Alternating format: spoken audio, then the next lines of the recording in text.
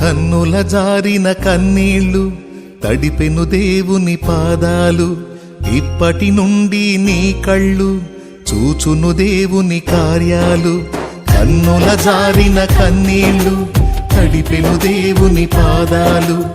ఇప్పటి నుండి నీ కళ్ళు చూచును దేవుని కార్యాలు. ఉందిలే దీవెనా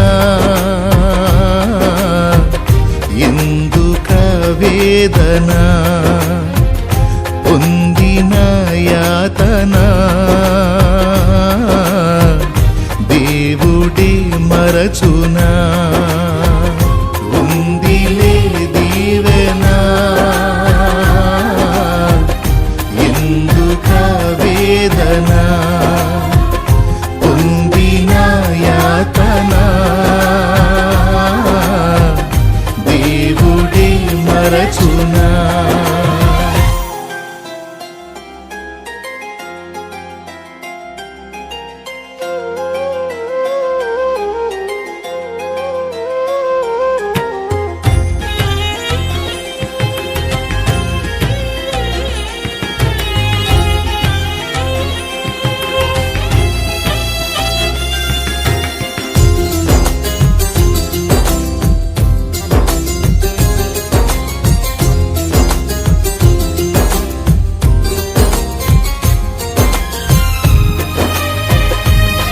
కనబడ్డారు. బ్రదర్స్ ఏంటి ఏమైంది, మీరందరూ ఎలా నడుచుకెళ్తున్నారు, కార్లు ఎక్కుతారా అని అడిగాను.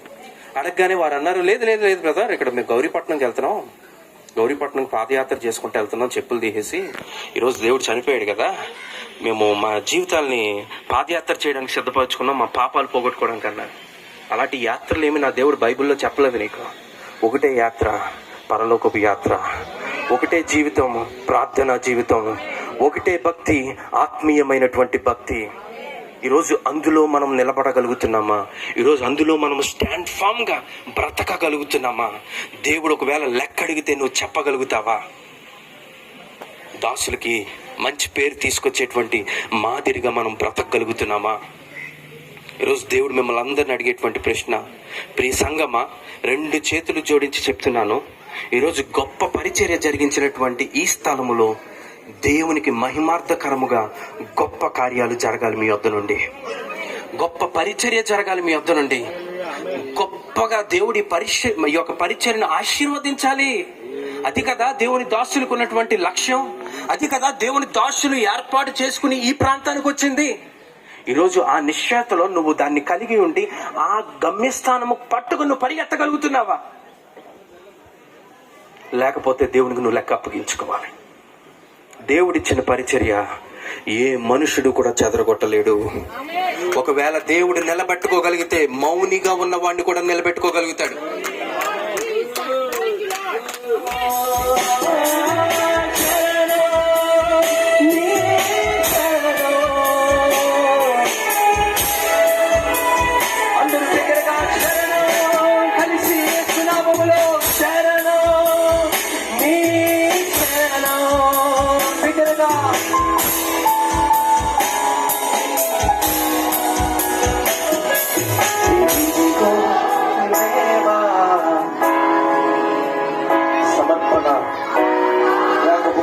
దేవుని సన్నిధిలో మన జీవితాన్ని సమర్పించుకుంటూ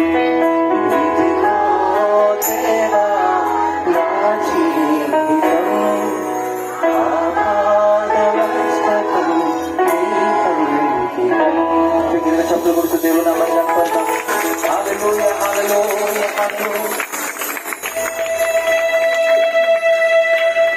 కళ్ళు మొయ్యబడి ఉంటుండగా మన మధ్యలో ఉన్నటువంటి దైవజనులు నానాజీ గారు వచ్చి ఈ వాక్యము మన హృదయంలో ఫలించాలని ప్రార్థన చేస్తాం.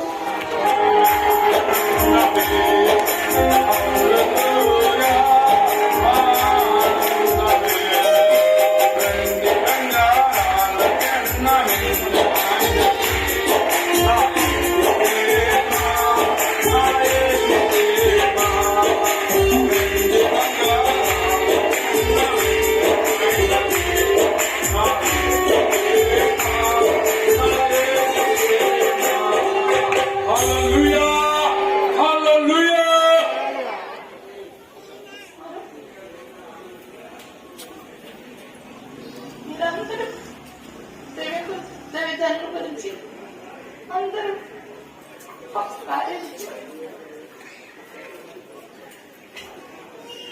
మేము కేరళ ఢిల్లీ విడిచిపెట్టి ఢిల్లీలో మేము మలయాళం ప్రయాణం నడిపించినప్పుడు సిఎన్ఆర్లో చదువుకోవడానికి నాకు అవసరం చదువుకోవడానికి మేము చూడకప్పుడు సంవత్సరమే విడిచిపెట్టకుండా మేము ఈ విశాఖపట్నం వచ్చి ఇప్పుడు సోనుకు 35 వయసు అయింది. అప్పటి నుంచి మేము మళ్ళీ తిరిగి ఢిల్లీ వెళ్ళలేదు.